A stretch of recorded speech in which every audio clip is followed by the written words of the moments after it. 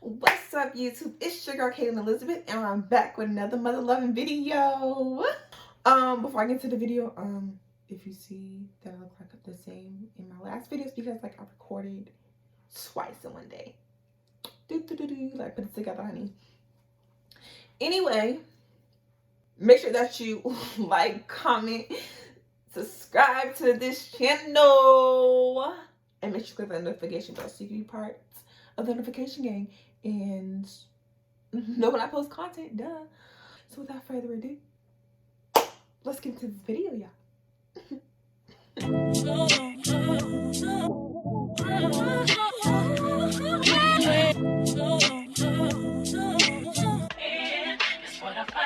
Tell me how you want it, yeah.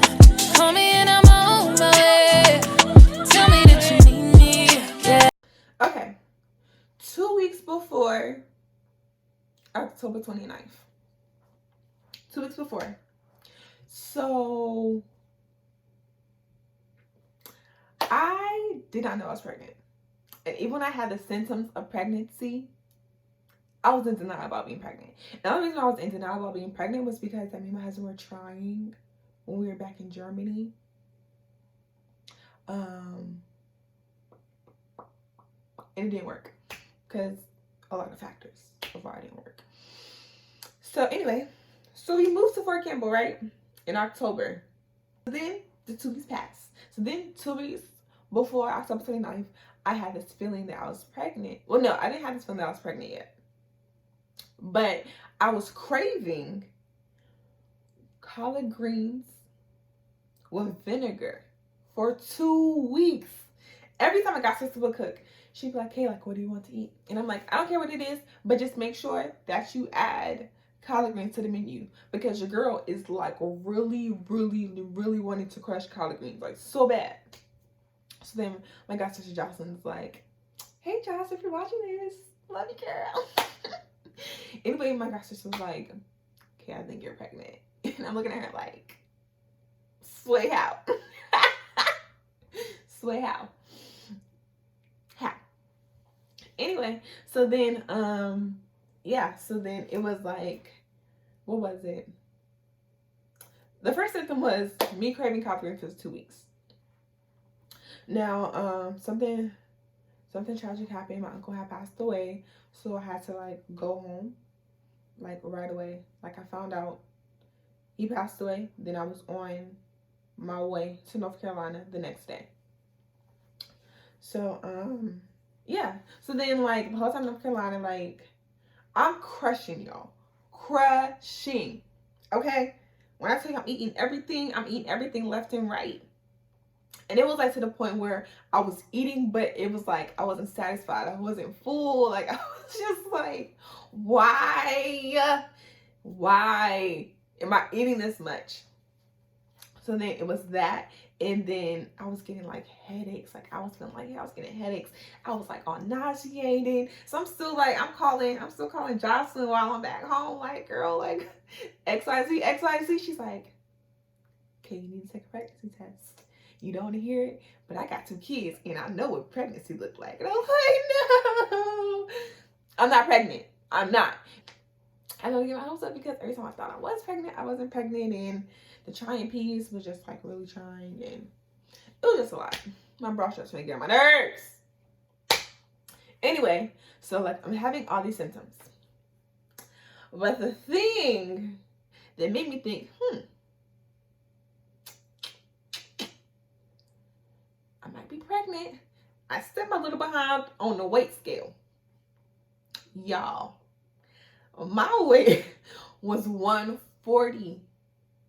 Kailyn Elizabeth has never been 140 in her life, hunty.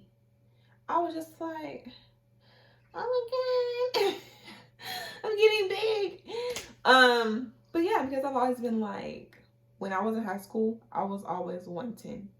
And then I got to college my freshman year and I gained 5 pounds and I was like 115. And then now I'm just in that 120, 125 range. So for me to be 140 was like really like the heck. So this is how I found I was pregnant, y'all, right? I was with my mom. We were just going around town or whatever. I was like, Mom, I'll tell you if I see this, I can give you a pregnancy test, whatever. Go get a pregnancy test, put it in my purse.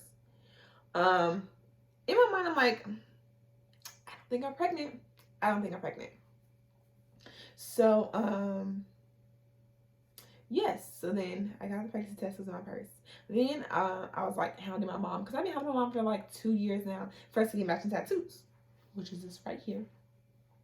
So we go to the tattoo parlor. This is so like ew. Now thinking about it. So like right before I get my tattoo, I'm like, oh, let me just go to the bathroom. I was like, I to pee. So I was like, oh well, I got this pregnancy test. Well, let me just go ahead and piss on a stick so I can tell Jocelyn that I'm not pregnant and ha ha ha, just on her. Y'all, soon as your girl peed on the stick, positive, honey. I said, well, dang, the joke must be on me then. So I call her and I'm like, I'm pregnant. She's like, oh my God. I told you. And I was just freaking out because I was like all happy and stuff. That happened. My husband wasn't with me. So I was waiting to tell him until I had got back to Kentucky. Because I didn't want to call him on the phone because that's like so impersonal. Ew. So yeah. Found out I was pregnant at the tattoo parlor. And then, so that was October 29th. I found out I was pregnant October 29th. My mama said, okay, you're pregnant. But the next day, take another pregnancy test just to make sure. So I take one the 30th with morning pee. Sis, piss ain't even hit the stick good before that J came up positive again. I said, okay, so I'm for real pregnant. Like, oh my God, yay! Like maybe a lot of things will start lining up. My life will be getting a little bit better. But then I was in store for some BS. Okay? It's not BS, but it hit me kind of hard. So yes, so then I was still like, it was funny because like I had like a slight period. Well, I finally got I was pregnant, but I didn't know if it was like a period or spotting or implantation bleeding or whatever you want to call it. So then I was still like spotting. Let's just say I was spotting. I was still spotting by the time I got back to Kentucky. So the 31st, I told my husband I was pregnant. I went home, did this whole little video thing, told him I was pregnant. Then I went to the ER because I was spotting and I wanted to know like what was going on. Plus I wanted them to tell me how far along I was. So then we get to the ER, they're like, oh yeah, like bleeding in your first trimester is pretty normal. They blew me off, which was trash. And I was 5 weeks along. I was 5 weeks. So, and I kept spotting. And I would have like little cramps here and there, but I kept spotting. So I went to since the 31st till now, I was in the ER getting stuck and just going in for craziness. And for them to keep blowing me off. For real. So then,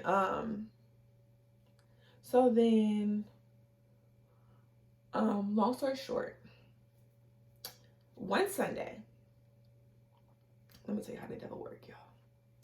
We go to church. Me and my husband go to church. We get out of church. I'm having this real bad cramp. Like, can't move. Like, tears in my eyes cramps. Like, really, really bad. So, we go to the ER. They said, oh, that's normal. Blah, blah, blah.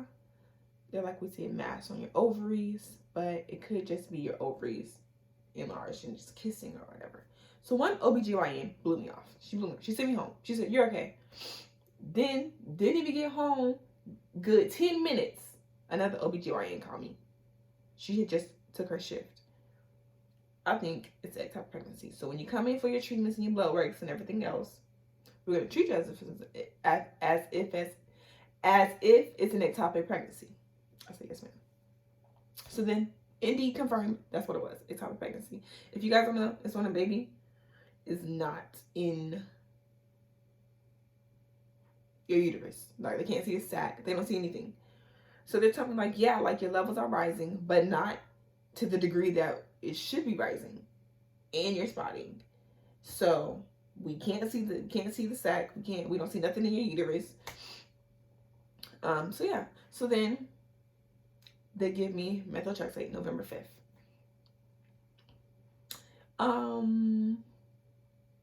That is a chemo drug. So it should have worked instantly. And I remember like being home, like being at the house with my husband and me like having to go to the bathroom and stuff. And what I thought was the baby was not the baby. Like I remember going to the bathroom and I seen like this like blood clot that was like this big. So I thought like, okay, I was only 5 weeks, so that looks like the baby to me. So I'm just going about my business like, okay, I've already passed the baby, blah, blah, blah. Little did I know that little sucker was still in there. So the baby still inside, still in my tube, still growing, blah, blah, blah. So when we were hit with the ectopic pregnancy news, plus my uncle dying, plus my husband's close friend dying, and some more stuff, it really put a strain on us. It really did. So stuff hit my front doorstep like it was nothing. So I was like, you know what? I'm gonna go live with my mother for a little bit because we just need some time because we grieve differently and it was just really hectic. So before I left to get on a plane to go to Germany, come to Germany, they tested me twice, my HCG levels, to see if they were going down. But the sad part about Fort Campbell was they didn't inform me that my levels were still rising and that the medicine didn't take. But everything happens for a reason, you guys. So get on the plane, you know.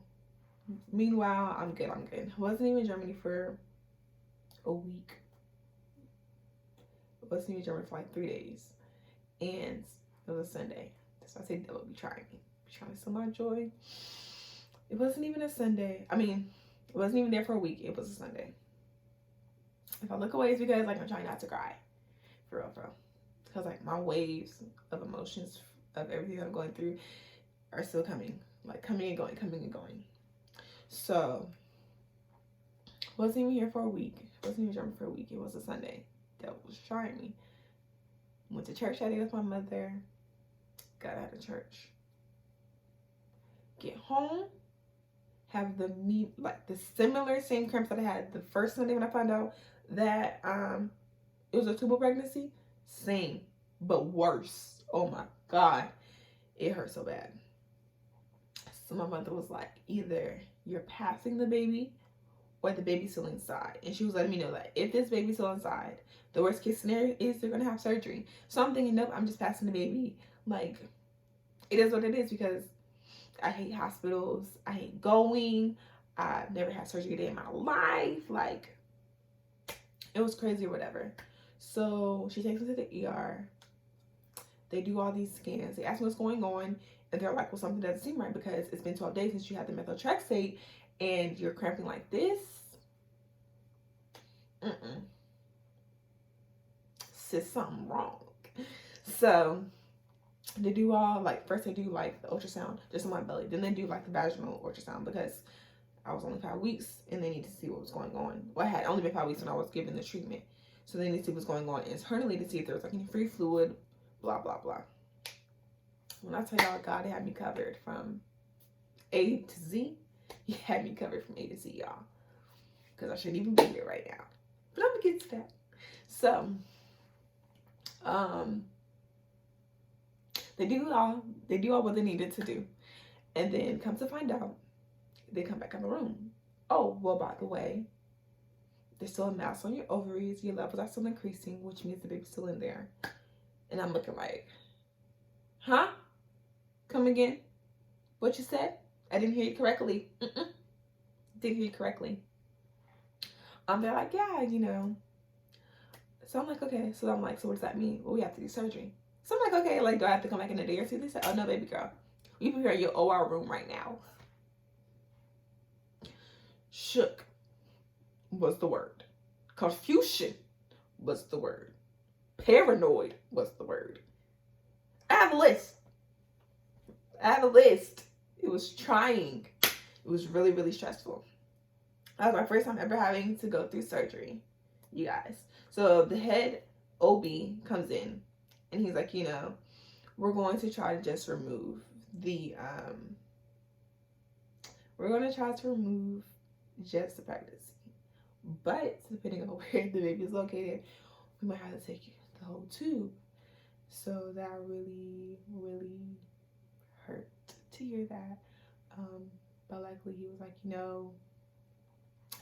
with your other tube in both of your ovaries, like, you can still have kids. Which, I mean, it was good to hear, but still, like,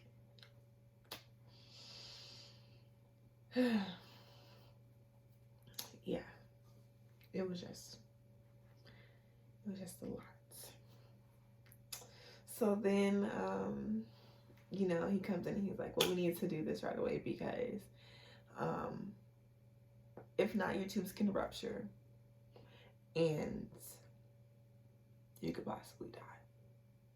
So that even scared me the more. But like I said, God had his hand on me the whole entire time. And I am forever thankful, forever thankful. Because when I was going through the ectopic pregnancy stage back in Fort Campbell, I was really, most people don't believe, like, okay, yeah, you're Christian, you're this, you're that, but we still have a flesh side. And my flesh side really was questioning God, for real, as to why, like, oh my God, Kaylyn wanted a baby so bad, and then you gave me this positive, and then now it's getting snatched away from me. So I really, like, when I was in Kentucky, it was really, really trying between my marriage, dealing with this, and just me questioning God and his antics. But God does everything for a reason, and I'm forever thankful, and I ask for forgiveness for even questioning why he did what he did, because I knew it was for the greater. I knew it was for something that I couldn't see at this moment. So yeah, so he's like, we need to get you up and we need to get you ready. So I go through surgery. Surgery was like 1.5 hours, 2 hours. And so then they come back and they're like, well, your tube ruptured and it was full of a lot of blood. Let me see if I have the picture. It's like kind of graphic, you guys. So right here, this is a picture right here. So this is all the blood that was in my stomach that shouldn't have even been there. Here is my uterus right here in the blood. Here is the tube that ruptured, all in the blood.